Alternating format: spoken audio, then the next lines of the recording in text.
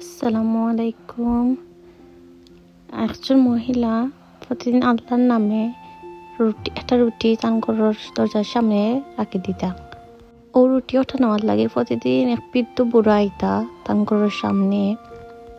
কিন্তু রুটি নেওয়ার পরে শুক্রিয়া আদা করার বদলা প্রতিদিন একটা আজীব কথা কইতা আর কি। বুড়া বেটা হয়তো প্রতিদিন তুমি যেটা করায় তোমার কাছে একটা আবার রিটার্ন আইব।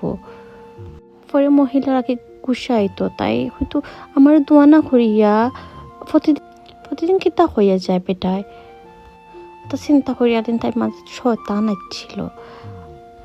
পাতে পিঠিয়ে রুটি বানাইয়া একদিন সকালে রুটির মাঝে বিষ মিশাইয়া রাখি দিছে। কারণ প্রতিদিন করে যে রুটি বেটাই এনে ও রুটি বেটায় খাইব মরবো আর বেটার কথা বন্ধু জোতা হওয়া।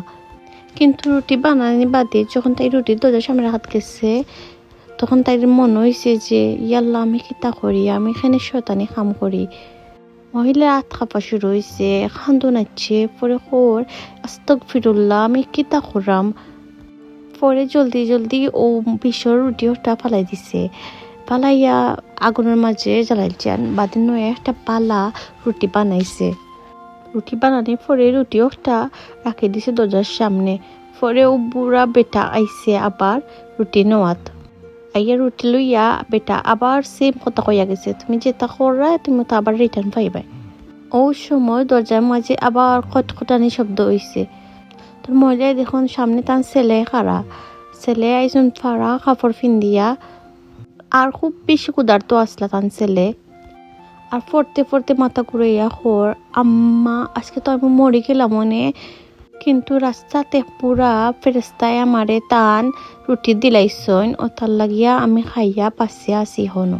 মার পাওয়ার নিচর জমিন হয়ে গেছে তাই খান্দন শুরু করছইন। আর ও রুটি আসলে যে একটা সকালে বানাইছইন বিশ্ব রুটি ফালাইয়া নয়া যে বালা রুটি বানাইছিল ওটা আসছিল। ও রুটি দেখিয়া তান বিত্তর ফাটিয়া খান্দন আইছে।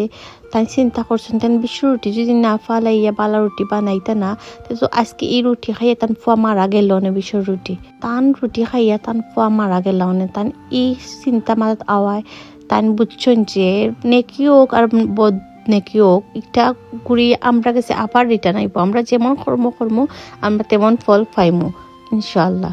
আল্লাহ কোনো সময় কেউ নেকি বিফলে দিন না।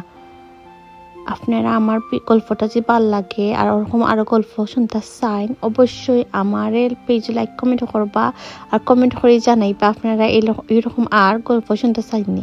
আজকের গল্প ভালো লাগলে অবশ্যই আমার কমেন্ট করে জানাইবা।